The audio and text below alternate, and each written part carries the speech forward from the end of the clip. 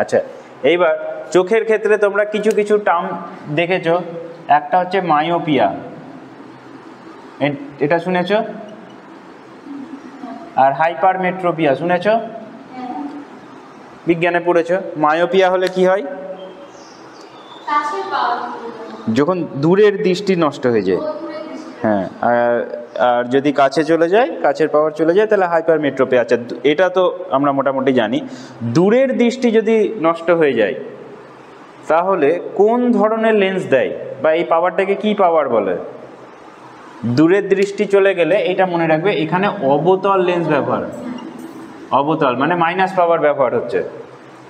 Minus পাওয়ার, যেটা আমরা বলি পাওয়ারে মাইনাস থাকে চশমাতে, সেটা অবতল লেন্স। কেউ মাইনাস পাওয়ার পড়েছে মানে দূরের জিনিস সে ভালো দেখতে পায় না।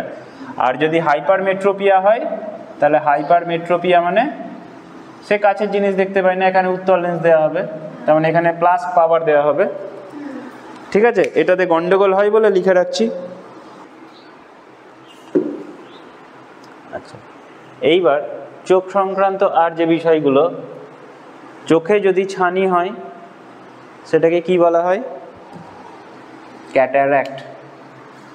তাহলে এটা মনে রাখবে, ক্যাটারাক্ট এটা হচ্ছে চোখের ছানি। ক্যাটারাক্ট অপারেশনে চোখের ছানি হয়। ঠিক আছে, এটা চোখ গেল। আচ্ছা, চোখের ক্ষেত্রে আর সমস্যা কি হয়, মানে এটা কেন আমাদেরকে এইগুলো জানতে হচ্ছে? কারণ কোনো বাচ্চা যদি আসে, সেই বাচ্চার দৃষ্টিগত প্রতিবন্ধকতা যদি কিছু থাকে, প্রাথমিকভাবে আমাকে তো সেটা চিনতে হবে, রেকগনাইজ করতে হবে, তারপর তো আমি তাকে কোথায় নিয়ে যাব সেটা তো আমি ভালো বুঝতে পারবো। কারণ অধিকাংশ ক্ষেত্রেই first generation second generation learner যদি হয়, তাদের বাবা মারা এটা বুঝতেও পারে না সন্তানের কিসের সমস্যা হয়েছে। বুঝতে পেরেছো তো? তো সেই জন্য আচ্ছা, ক্যাটারাক্ট হলো। আচ্ছা, এইবার দেখা যাচ্ছে চোখের আর কি হয়, আর কি রোগ হয়, সেটা হচ্ছে কনজাংটিভাইটিস। কনজাংটিভাইটিস জানো? শুনেছো কনজাংটিভাইটিস? কনজাংটিভাইটিস মানে যেটা এমনি বলে না চোখ ওঠা, চোখ উঠেছে। আচ্ছা, কনজাংটিভাইটিস মানে দেখো আমাদের চোখের বাইরে যে আবরণটা আছে না, এই যে বাইরের উপরের আবরণ, এটাকে কনজাংটিভা বলে। তাহলে এই কনজাংটিভা আবরণে যখন ভাইরাসের কারণে সেই আবরণটা ক্ষতিগ্রস্ত হয়ে যায়, তখন সেটাকে কনজাংটিভাইটিস বলে। বুঝতে পেরেছি? হ্যাঁ, এইবার প্রসঙ্গ, জয় বাংলা কেন বলে?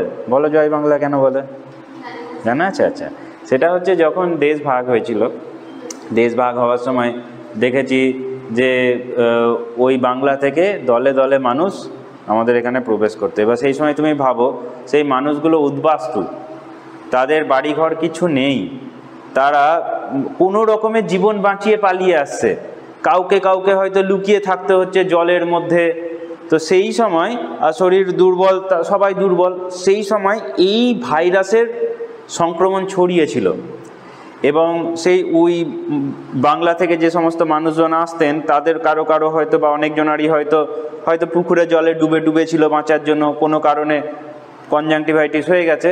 সে যখন এসছে এখানে, এবং এখানে আসার পর কোথায় থাকতে হতো তাদেরকে, তাদের জন্য ওই সরকারি শিবির করা হয়েছিল, যেখানে পালে পালে মানে গবাদি পশুর মতো থাকতে হতো, তাই না? তাহলে সেই সমস্ত জায়গায় যখন আছে, সেখানে তো তোমার মানে কি বলবো, সুস্থভাবে থাকার পরিবেশ নেই, গাদাগাদি করে মানুষজন থাকে। তাহলে সেখানে ওই এই ভাইরাসের সংক্রমণে সবারই হয়ে যাওয়ার সম্ভাবনা। তাহলে ওই বাংলা থেকে যে সমস্ত উদ্বাস্তু যারা এসেছিল, তাদের প্রায় সবারই মধ্যেই এই ভাইরাসের সংক্রমণ ব্যাপকভাবে ছড়িয়ে গেল। আর যেহেতু এই সংক্রমণ ছড়িয়ে গেল, এদের থেকে অন্যজন আর হতে পারে, তখন অন্যান্য লোকজন যারা আছে, তারা ওই উদ্বাস্তু যদি দেখতো, তাদের চোখ লাল যদি দেখতো, তাহলে দূর থেকে জয় বাংলা যাবে না ওইদিকে আর, তাহলে তারও চোখে সংক্রমণ হয়ে যাবে। তো এইখান থেকে ওই কনজাংটিভাইটিস কথাটা জয় বাংলা হিসাবেই ধরো বেশি জনপ্রিয় হয়ে গেছে। বুঝতে পেরেছি? মানে এই জয় বাংলা শব্দের মধ্যেও করুণ ইতিহাস লুকিয়ে আছে, তাই না? আচ্ছা, তাহলে ক্যাটারাক্ট হলো, কনজাংটিভাইটিস হলো, আর চোখের কি সমস্যা হয়? চোখের পাওয়ার টাওয়ার হলো। আর যেন কি সমস্যা হয়? আচ্ছা, একটা খুব, হ্যাঁ, আঞ্জনি হয়। ঠিক আছে, আর একটা বড় সমস্যা হয় অনেকের, সেটা হচ্ছে তোমার ওই চোখে প্রচুর পরিমাণে পিচুটি জমে থাকে, সেটা ব্যাকটেরিয়াল ইনফেকশনের কারণে হয়। যদি কারো চোখে প্রচুর পিচুটি জমে, তাহলে ইনিশিয়ালি অ্যাজ এ টিচার তুমি কি করবে? বা চোখ ভালো থাকার প্রাথমিক উপায় কি জানো? সবারই চোখ ভালো থাকবে। প্রত্যেক দিন সকালবেলায় ঘুম থেকে ওঠার পরে মুখ ভর্তি করে জল নেবে, মুখে যতটা জল আঁটে ততখানি জল নেবে, এতটা জল নেবে যাতে আমাদের ভেতরে, চোখের ভেতরে যে গ্রন্থিগুলো আছে সব কিছুর ওপরে চাপ পড়ে যেতে। দিয়ে নেওয়ার পরে হাতে ঠান্ডা জল নিয়ে এরকমভাবে চোখে জলের ঝাপটা দিয়ে যাবে। যতক্ষণ শ্বাস বন্ধ করে রাখতে পারো ততক্ষণ, 20, 25, 30 যতটা পারছো জলের ঝাপটা দিয়ে যাবে। প্রত্যেক দিন সকালবেলায় করো এটা, তোমার চোখের জ্যোতি বেড়ে যাবে। বুঝতে পেরেছো? আর অন্তত পক্ষে 10-15 মিনিট খালি পায়ে মাটির উপর থাকতে হবে। এটা করতে পারলেও চোখের জ্যোতি বেড়ে যাবে। আর কিছু জিনিস আছে যেগুলো খাওয়া, ভিটামিন এ জাতীয় জিনিস, ঠিক আছে? আর একটা হয় যেটাকে ফ্ল্যাক্সিড বলে, এখন পাওয়া যায় ফ্ল্যাক্সিড, এটা চোখের জ্যোতি বাড়াতে সাহায্য করে। তো এইগুলো খাবারের মধ্যে ইনক্লুড করে রাখলে চোখ ভালো থাকবে। যদি কোনো বাচ্চার যদি দেখো চোখের সমস্যা থাকে, চোখে জলের ঝাপটা দিতে বলবে। আর একটা সেটা হচ্ছে অধিকাংশ ক্ষেত্রে এই সমস্ত যে যারা এই পরিবেশ থেকে আসে না, দেখা গেছে তাদের বিছানা বা বালিশ ভালো পরিষ্কার নেই বা স্যাঁতস্যাঁতে জায়গায় থাকে, সেই জন্য ব্যাকটেরিয়াল ইনফেকশন বেশি হয়। তো ওটা ওদেরকে বলতে হবে, রোদে দেওয়ার কথা বলতে হবে, পরিষ্কার থাকার কথা বলতে হবে। বুঝতে পেরেছো? না হলে অনেকের চোখের দৃষ্টি হারিয়ে যায়, অনেকের কানে সমস্যা হয়, পরে আসছি সেটাতে। হ্যাঁ, ওইরকমভাবে কানে শ্রবণ শক্তি নষ্ট হয়ে যায়।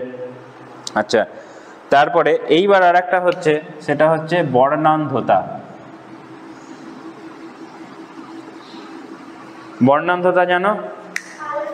কালার ব্লাইন্ডনেস মানে কি? আমরা জানি যে ধরো এই যে আমাদের যে মানে 3টে কালার আছে, প্রাইমারি কালার আছে, যাদের কারো যদি বর্ণান্ধ হয় না, সেই কালারগুলোর মধ্যে 2টো কালারকে সে মিশিয়ে ফেলে, বুঝতে পারে না। হয়তো দেখা গেল নীল আর সবুজের ক্ষেত্রে সে আলাদা করে হয়তো নীল রঙটা চিনতে পারে না বা সবুজ রঙটা বুঝতে পারে না। এবং এই বর্ণান্ধটা এটা জিন ঘটিত রোগ, জিন ঘটিত বা জিন বাহিত, এবং শুধুমাত্র পুরুষদের হয়।